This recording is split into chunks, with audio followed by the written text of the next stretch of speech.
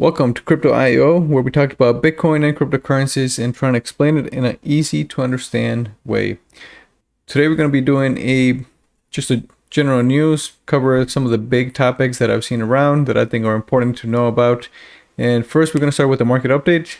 Just a quick view at Bitcoin and ETH, see how they're doing and what can we potentially expect forward. We'll take a look at the NFT marketplace as well, see how NFTs are doing. We'll look at the cryptocurrency bill that was posted by Senator Loomis. Take a look at the CeFi disaster that's happening. And lastly, we'll talk about Arbitrum and its Odyssey journey.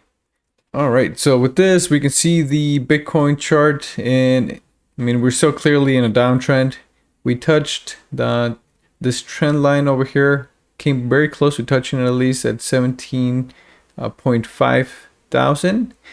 And I mean, from there, we really can't tell a whole lot. So we don't know if it's going to continue going sideways or up or down. Now, I think we're going to come and retest the low eventually.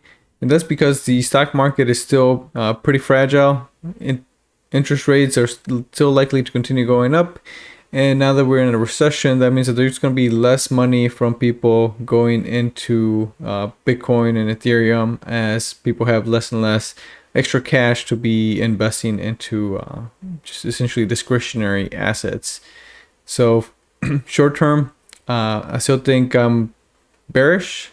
I don't think we're going to see a rapid move up from BTC, but that doesn't mean I don't think it's a good time to purchase Bitcoin, because when we look at this chart over here, and unfortunately I don't have a Glassnode subscription, so I'm not able to view this chart, but we can see that we've entered a accumulation zone, and this just shows essentially historically that this is a really good time where large purchasers, so Bitcoin whales, tend to buy quite a bit of Bitcoin. And you can see it's only happened a few times in history. So we have one right here, one over here. So this was the COVID crash. We have after the 2018-2019 crash, and now we've gone back into this accumulation zone. So this just means that it's a good time to start accumulating, so DCAing, and that's what I do. So every paycheck I just continue buying a little bit more Bitcoin, and I don't plan on stopping because I think we're going to essentially stay within this buying zone for quite a while. When we look at other Bitcoin metrics, we can see the realized price. So this just essentially shows you what the average price per Bitcoin everybody in the market has paid for. And it's currently sitting somewhere around 22,500. And we are clearly below the average price. So that just means that the majority of people, or at least a large percentage of people, are at a loss on their Bitcoin holding. And when this happens, normally it's a good time to purchase Bitcoin as well. So you can, unfortunately this chart doesn't go too far back, but you can see it doesn't spend a whole lot of time below the realized price. And when it does, it's a good time to just start accumulating. Some other charts we have over here, again, very similar things we're going to see. It's just the unrealized profit and loss. Bitcoin spends very little time in these zones, which last one was during the COVID crash. Chart doesn't go too far back. Now here's the MVRV chart, and once again, once we get to this green zone, this is the perfect time that we want to accumulate. So just start DCAing Bitcoin. So it doesn't mean that the Bitcoin price is not going to go lower.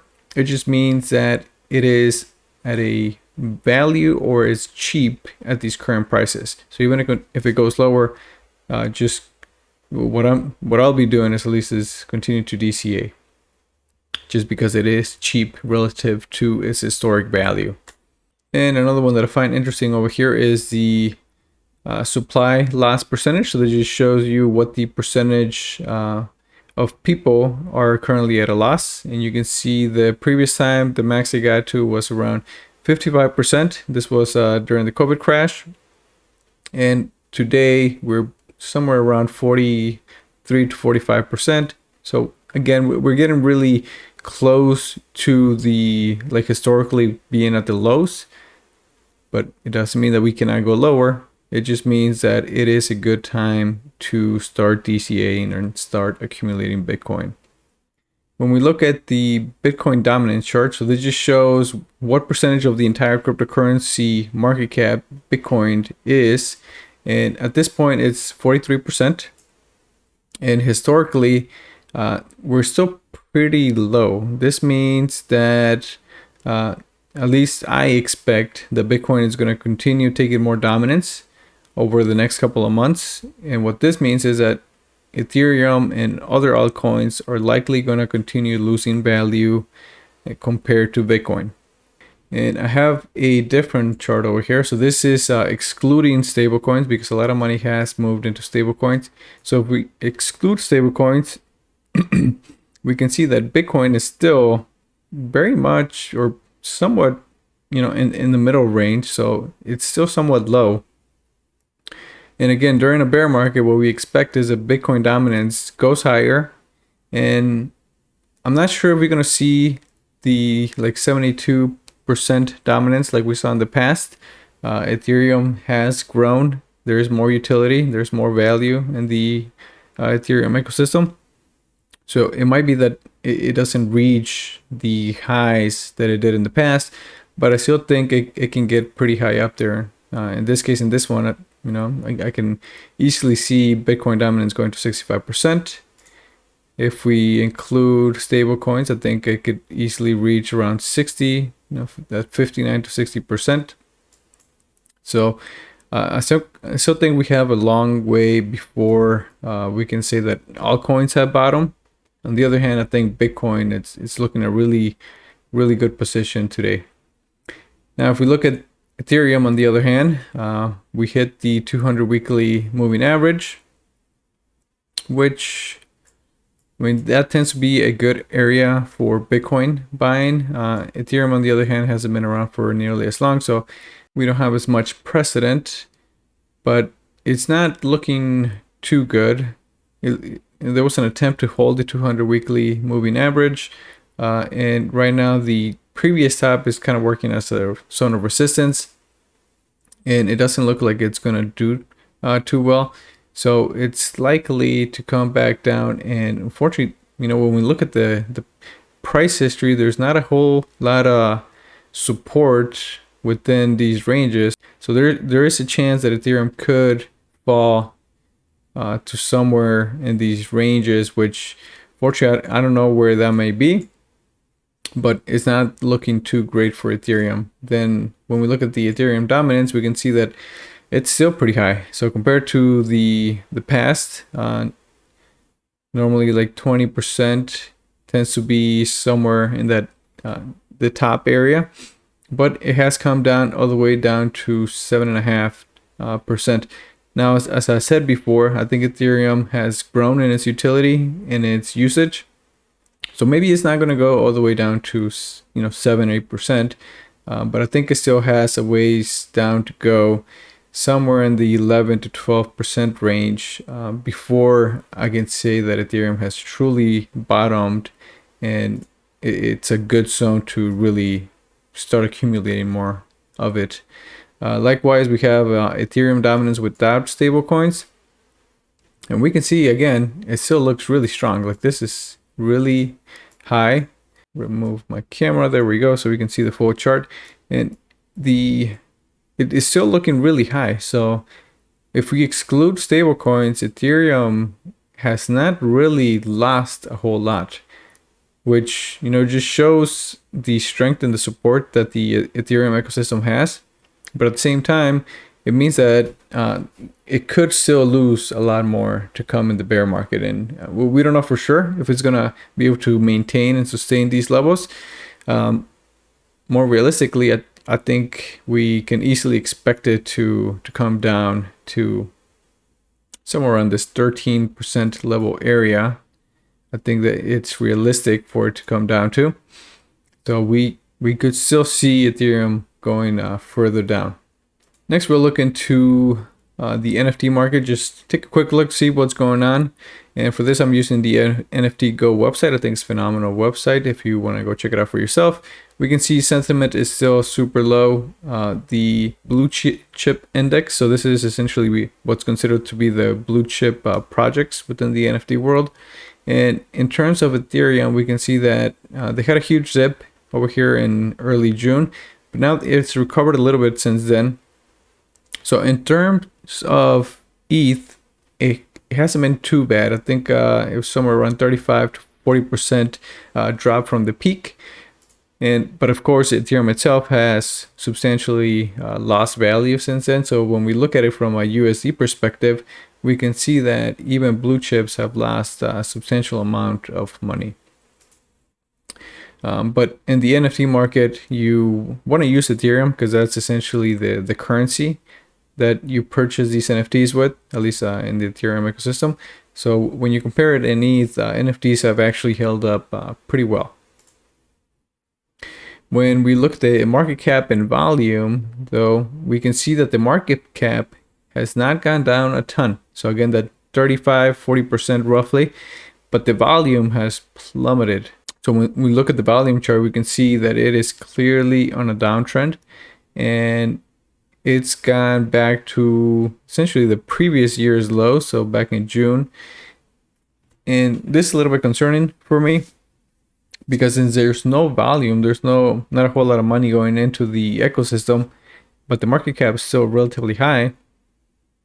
To me, this just means that NFTs have a potential of going down substantially from these levels.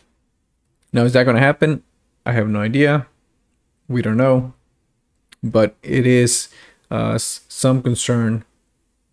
And I would not be, personally, I'm not buying NFTs at this point. Next, we're going to talk about the cryptocurrency bill. Senator Cynthia Lummis has submitted a bill proposal for cryptocurrencies. And she posted this GitHub repo in which you can come take a look at the actual proposal.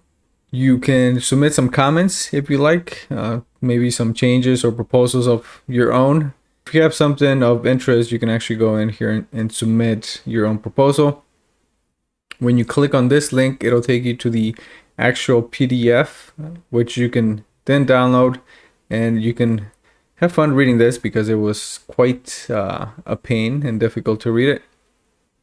But if you go back over here on the actual README file, she does have an overview, which is a condensed version of the entire bill.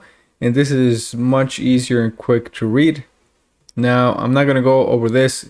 Instead, I have some quick notes of my own, and we're just going to go over them.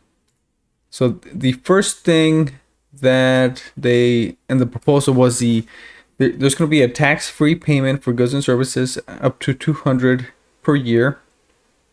Now, this is for gains and losses, so this does not mean that it's going to be just for $200 purchase. Instead, it's going to be if you had up to $200 of gains, that would be waived.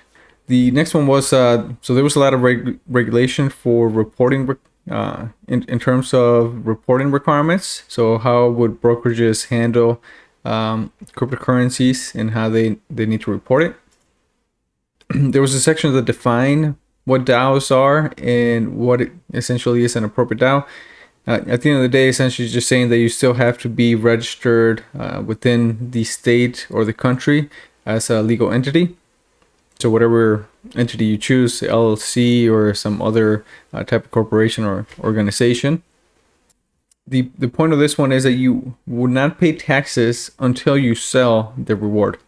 So currently today, what most accountants would use, or the way they would cite on, is that you pay taxes when you receive the reward. So if you stake something and you get paid in X token or X whatever it may be, then you would owe taxes at the moment of receipt. This also applies for airdrops. And with this change, instead of owing taxes when you receive it, you would owe taxes when you sell the asset, which I think is a much better way. And this should have been the way it's done from the get-go. This next point is actually probably one of the best aspects of this bill, and it would classify cryptocurrencies. The first ones would be Bitcoin and Ethereum, and those would be classified as commodities, which would be regulated by the CFTC. And this is great because the CFTC has been a pro-Bitcoin advocate. The chairman has come out in the past and even announced that if they were the ones regulating Bitcoin, they would have already approved a Bitcoin spot ETF. So this is really good for both Bitcoin and Ethereum. And there's another line where it describes what other cryptocurrency assets would be regulated as. And these ancillary assets, so these are assets that don't necessarily meet the criteria of being a security, but they're not fully decentralized yet, so they wouldn't be 100% fall under the commodities or just the CFTC regulation.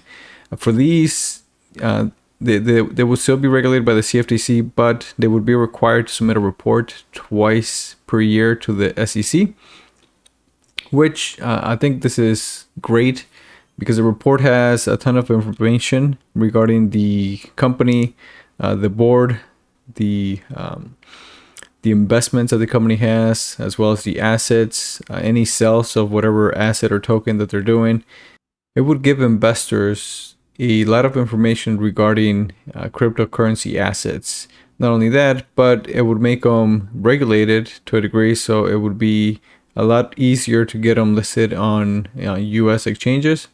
Another point that this aspect had was just customer protection, and specifically for like custodians and exchanges. And in case the exchange does go bankrupt, this would protect the assets of the consumer, so the exchange is not, so those assets are not taken away from the customer. They will still belong to the consumer. It also has a couple more requirements as to how those assets are supposed to be maintained. So it is specifically said it should not be commingled. I think that's still to be seen whether each exchange is going to have to keep a separate like address per individual, which I think it would be pretty difficult to maintain. So it's going to be interesting to see how this actually ends up being and how they're going to, exchanges are going to have to implement it. The last point was stablecoin regulation, which I think is both good and bad. Personally, I think it's mostly good, but we'll see, because it's going to have an effect on some stablecoins, specifically the decentralized stablecoins like DAI and Maker, which this specific bill does not really cover. But for the majority of them, they're going to have to be issued by a bank or credit union, and the assets are going to have to be held as high liquid, low risk assets. This pretty much means they're going to have to be treasuries, or they're going to have to be within the repo or maintained at the Fed. And then lastly, companies issuing stablecoins, they got to have a plan documented as to how they would wind down and a process for how they would redeem the stablecoin at par and legal tender. So again, I think this regulation is really good. This would mean that most stablecoins would have to be regulated and properly backed by low risk assets. So USDC is likely going to be the best and most reliable stablecoin, and then all the other decentralized or algorithmic stablecoins, I think they're going to be facing some challenges here soon. Overall, I think the bill is pretty great. I know a lot of people don't want to have regulations within the cryptocurrency space, but eventually they're coming. They're going to come. It's not something that cannot be regulated. And I think most of the regulations that we saw in this bill, for the most part, are pretty good. They side towards being able to protect investors and consumers, and they're not really over-regulating any entity or the industry as a whole. So I think it's a great bill. And at this point, it's just been introduced. So we have no idea if it's going to be even passed or if it's going to be modified along the way. Now, one of the things that could pose a threat is good old SEC chairman Gary Gensler has already voiced his opinion that he's not happy with this bill, and that's because they've taken essentially all the power away from him to regulate cryptocurrencies and crypto assets and given it to the CFTC. So I'm sure Gary's gonna pitch fit and try to fight this. So we'll find out in the next coming months what happens. Next, we're going to talk about the CeFi disaster that's happening. So we have 3 exchanges or applications that allowed you to purchase cryptocurrencies, and then they gave you a yield on those assets by lending them to different parties. Now 3 of them are at the brink of bankruptcy, and for this one we have Blockfi, which received an offer from FTX, but we can see that the offer had a couple of stipulations in there where it would allow FTX to essentially wipe out the previous equity owners, essentially taking full control of the company. And Morgan Creek, which is a investment firm which had a previous stake on the company, is clearly not happy about this because they essentially lose the entire investment that they have made up to this point on Blockfi. So they're looking to see if they can try and raise capital to avoid the essentially the FTX deal, or at least be able to change the FTX deal if they do kind of like a merge or a split deal between the 2 of them. Next we have Voyager, which is an application very much like Blockfi. It allowed you to purchase cryptocurrencies and then get a yield on them. Now Voyager lended money to 3 Arrows Capital. They had lent a little over 15,000 Bitcoin and 350 million USDC to 3 Arrows Capital. And 3 Arrows Capital was a pretty famous and renowned venture fund within the cryptocurrency space, and unfortunately they over leveraged by borrowing too much money from different parties. So Blockfi was one of them, Voyager is another one, and I'm sure there are many more companies out there that they borrowed from, and now they've essentially gone bankrupt. So they've gone under, and there hasn't been any news exactly as to what exactly happened within 3 Arrows Capital and how much they have left. But Voyager is essentially at a loss at this point, so they've had to receive funding from Alameda Ventures, which Alameda is also owned by SBF, which is the founder of FTX. And the last one is Celsius, which is also quite under. But unfortunately, we don't have an update for Celsius. The last thing that was tweeted was that they're still working on trying to essentially figure out what they're going to do. And the last thing that we're going to cover today is the Arbitrum Odyssey journey. For those that don't know, Arbitrum is a layer 2 solution on top of Ethereum. And in fact, it's the I'd say the biggest used, most popular layer 2 for Ethereum.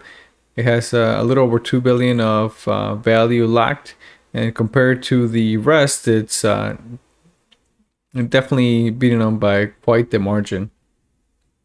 Now, Arbitrum is doing what's called the Odyssey journey. It's going to be an 8-week journey. And each week you're going to have a task, and if you are able to accomplish the task, they're going to give 1 to 2 NFTs depending on the week. So for Bridge Week, there's a potential of earning or being able to claim 2 NFTs, and then each week after that is going to be 1. And at the end, if you earned a certain amount of NFTs, so we go over here to Olimpio.lens, he did a really good job at essentially going over the whole process over here. So big shout out to him. And I will post his tweet on the description of the video so you can check it out. But as you can see, the first week is going to be 2 potential NFTs. And then there's going to be 2 NFTs per week for the next 7 weeks. And at the end, if you have at least 13 of 16, you'll be able to earn 1 more NFT. Now today is the first week and it ends on the 27th. So you have a few hours left or participate on the Odyssey journey to be able to claim the first 2 NFTs. And all you have to do is bridge some ETH into Arbitrum using one of the bridges that's been announced. And again, the Olimpio.lens, he already essentially put all the bridges and all the links in here for you. So you can go in here and choose the one that you prefer. He also linked a Dune report, which we're going to go over for a second, because the way that you earn the second NFT is if at the end of the week, if you use the bridge that had the highest amount of Ethereum by volume bridged with it, then that gives you the ability to claim that second NFT. So when we look at the Dune Analytics report, we can look at the different bridges or applications, and we can see that Hop protocol has essentially beaten all the other ones by a large margin. So if you want to be able to claim that second NFT, you have to make sure that you use Hop protocol. Otherwise, you're only going to be earning that one NFT. And here is the first NFT that you're going to be able to claim on the 27th. And again, here is the different bridges or protocols that you can use in order to allow you to claim the NFT. So it's a pretty cool NFT. I like it. Now, the reason why you would want to participate in this is because there is some speculation. So this is all speculative, but there is speculation that at the end of this entire journey, they might do a token airdrop for the NFT holders, and depending on how many NFTs you hold, you may receive more or less tokens. And again, this is all speculation. Nobody has confirmed this, but I think it's pretty reasonable since Optimism, and when we go back over here, Optimism recently released their airdrop token as well. And they followed, or they're still in the process of doing airdrops, but they've done something somewhat similar where they're trying to base it based on participation. Now, I like what Arbitrum has done here, because essentially making you use some of the applications that are already within the Arbitrum ecosystem. So it's giving you an experience and being able to explore the ecosystem. So it gives them more users, and then it gives you the token.